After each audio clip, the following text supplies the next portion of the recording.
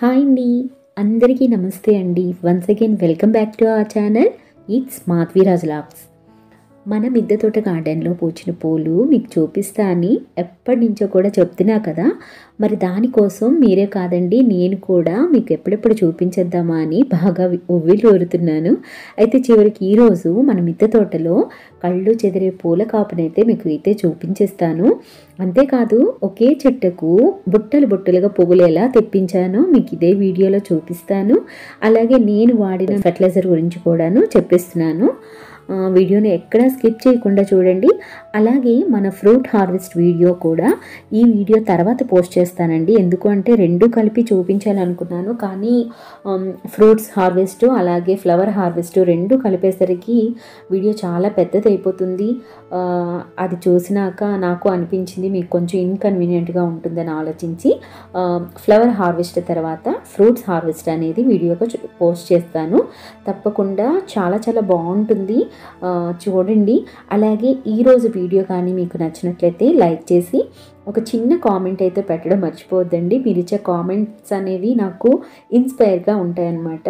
అలాగే కొత్త వాళ్ళు ఎవరైనా ఫస్ట్ టైం వీడియో కానీ చూస్తున్నట్లయితే ఛానల్ని సబ్స్క్రైబ్ చేసుకొని మీ ఫ్రెండ్స్ అండ్ రిలేటివ్స్ కూడా షేర్ చేయడం మర్చిపోవద్దు. ఇక మన చామంతి మొక్కలు చూడండి ఒకసారి. ఇది మీరు చూస్తున్నట్లయితే ఇది మనం 15x15 సైజు గ్రో బ్యాగ్లో అయితే నేను పెట్టుకున్నాను. ఒకే ఒక చామంతి మొక్క చూస్తున్నారు కదా. అసలు దాని యొక్క బరువుకి ఇంకా కంప్లీట్గా పూలు పూసినాక ఇంకా వాలిపోతున్నాయి అన్నమాట. అంత ఎక్కువగా మనకి పూలు అయితే రావడం జరిగిందండి. ఎక్కడా కూడా గ్యాప్స్ లేవన్నమాట.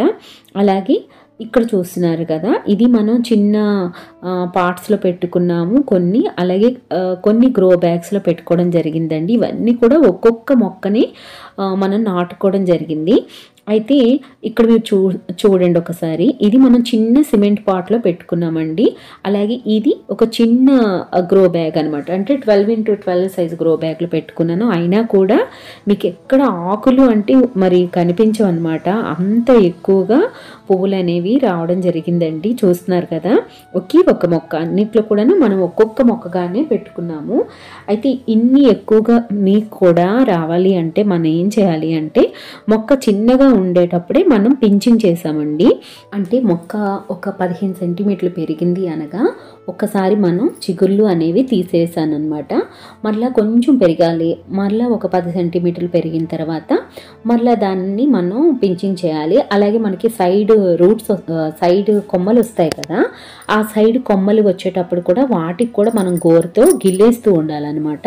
అప్పుడు మనం ఒక్కసారి మనం గిల్లేము అంటే సైడ్ నుండి మళ్ళీ ఒక 2-3 కొమ్మలు వస్తాయండి. ఆ 3 కొమ్మల్ని మళ్ళీ మనం చేతితో గిల్లేయటం వల్ల ఆ 3 కొమ్మలు కాస్త 6 కొమ్మలుగా మారుతాయి అన్నమాట.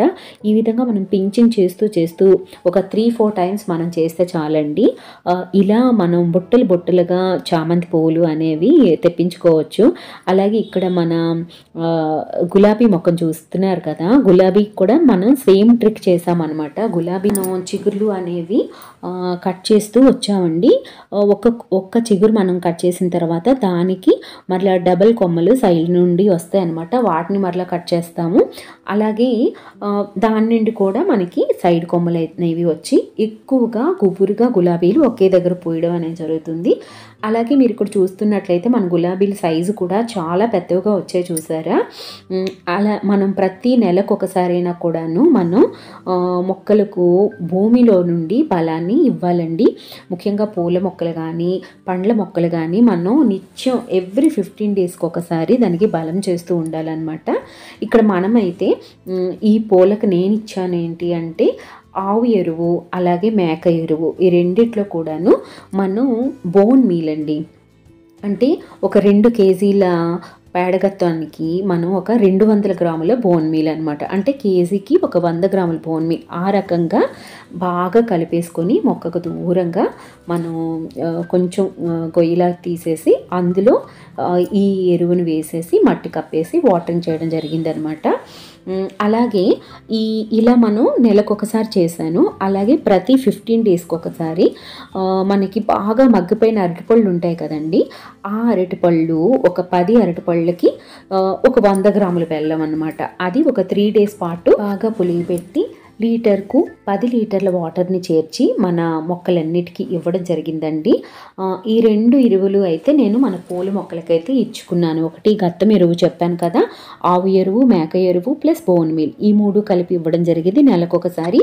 అలాగే 15 రోజులకు ఒకసారి మనకు అరటిపళ్ళు గుజ్జు బెల్లం కలిపేసి ఆ వాటర్ ఇచ్చానండి. ఇంకా అంతే, నేను ఇచ్చింది ఏమీ లేదు. మన పువ్వులైతే చూస్తున్నారు కదా, మనకైతే బుట్టలు బుట్టలుగా రావడం జరిగింది. అయితే మీకు నేను చెప్పాను కదా పించింగ్ చేశాను అని, చిన్న చిన్న కొమ్మలు కత్తిరించేసి అవి మరలా ఆ పక్కన నాటేసుకున్నాను. అవైతే పడేయలేదు నేను.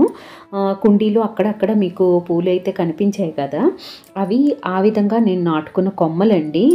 ఎక్స్ట్రా మనం కట్ చేసుకున్న కొమ్మలన్నీ కూడాను ఎందుకు పడేయడం అని మన కుండీల్లో అక్కడ పెట్టేసుకున్నాను అనమాట. ఇక్కడ మన మందారాలు చూడండి, నేనైతే తీసుకుంటున్నాను. మందారాలు ఇంతకుముందు నేనైతే కుండీలో వేసుకున్నాను. నాకు అర్థమైంది ఒకటి ఏంటి అంటే, కుండీలో మాత్రం మీరు మందారాలు పెట్టుకోవద్దండి. ఎందుకంటే ఇది కుండీలో చాలా లోతుగా వెళ్ళిపోతాయి దీని రూట్స్ అనేవి. మళ్ళీ ఈ మొక్కని తీయటం కూడా చాలా కష్టం అవుతుందన్నమాట. అందుకని మీకు చెప్తున్నాను. ఇప్పుడు నేను వేసుకున్నాను ఇక్కడ 12x12 సైజు గ్రో బ్యాగ్ అండి. ఇక్కడ మనం మందార పెట్టుకున్నాం. నిజంగా ద బెస్ట్ అని చెప్పుకోవచ్చు.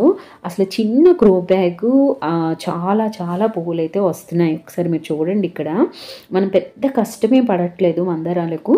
ఇంతకు ముందులాగా మనం కుండీలో వేసేసుకుంటే మొక్క చాలా బలంగా ఏపుగా పెరిగిపోతుంది. మరి మిగతా మొక్కలన్నిటికీ కూడాను దాని రూట్స్ వల్ల దెబ్బతింటాయి అన్నమాట. ఇంకా అది తెలుసుకున్న తర్వాత నేను కుండీల్లో ఉన్న మందార మొక్కల్ని అయితే తీసేసి చిన్న గ్రో బ్యాగ్స్లో పెట్టుకున్నానండి. మొక్క మీకు ఫస్ట్ నుంచి కూడాను ఈ మందార మొక్కకి ఎటువంటి కేర్ తీసుకోవాలని ఒక వీడియో కూడా చేశాను, మీరు చూడండి ఒకసారి. అవే మొక్కలండి ఇవి.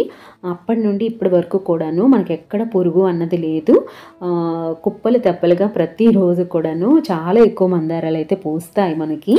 ఇంకా మనం చిన్నపాటి జాగ్రత్తలు కానీ తీసుకున్నట్లయితే మందార పువ్వుల యొక్క కలర్లో కానీ వాటి సైజులో కానీ ఎక్కడ కూడా కాంప్రమైజ్ అవ్వక్కర్లేదండి. అంత బాగా వస్తాయన్నమాట. ఇంకా మనం చూసుకుంటే నర్సరీలో వాళ్ళు కెమికల్స్ వేస్తారు. కెమికల్స్ వేసిన మొక్కల్ని మనం తెచ్చుకున్న తర్వాత అవి ఖచ్చితంగా చిన్న సైజు అయిపోతాయండి. మొక్కలు అనేవి మనం అనుకుంటూ ఉంటాం కదా అక్కడ పెద్ద సైజులో ఉండేవి మన దగ్గరకు వచ్చిన తర్వాత చిన్న సైజులో అయిపోయాయని. ఎందుకంటే వాళ్ళు కెమికల్స్ ఎక్కువ యూజ్ చేస్తారు. కానీ మనం అలాంటివి ఏమి వేయక్కర్లేదండి. ఇప్పుడు నేను మీకు చెప్పాను కదా, ఈ 2 ఎరువులు వేయండి చాలు. మన మందార సైజు చూడండి ఒకసారి ఎంత బాగా వచ్చాయో, ఆరోగ్యంగా ఉన్నాయి చూసారు కదా. మీరు కూడా ఇలానే చక్కగా పెంచేసుకోవచ్చు అన్నమాట మీరు ఈ ట్రిక్స్ కానీ చేసినట్లయితే. అలాగే ఇక్కడ మన బంతిపూలు చూడండి, ఇవి లాస్ట్ ఇయర్ కొన్ని మనం దేవుడికి మాలలు వేస్తాం కదా, ఆ మాలల్లో ఎండిపోయిన బంతి పువ్వులు అనేవి నేను చిక్కేసి మొత్తం కుండీలో ఈ ఒక్క భాగంలో మాత్రమే వేసుకోవడం జరిగిందండి. చూడండి అసలు ఆ బంతి మొక్కలకి వచ్చిన పూలు చూడండి. అసలు ఈ 2 ఎరువులే వేసానండి. పూలకైతే నేను ఇంకా ఏమీ వేయలేదు. అసలు పొట్టిగా చెట్టు నిండా గుబురుగా వచ్చాయండి. చూడండి ఒకసారి ఇటువైపు కూడాను మన బంతిపూలు చూపిస్తున్నాను మీకు. ఎంత గుబురుగా ఉన్నాయో చూడటానికైతే చాలా సంతోషంగా ఉంది.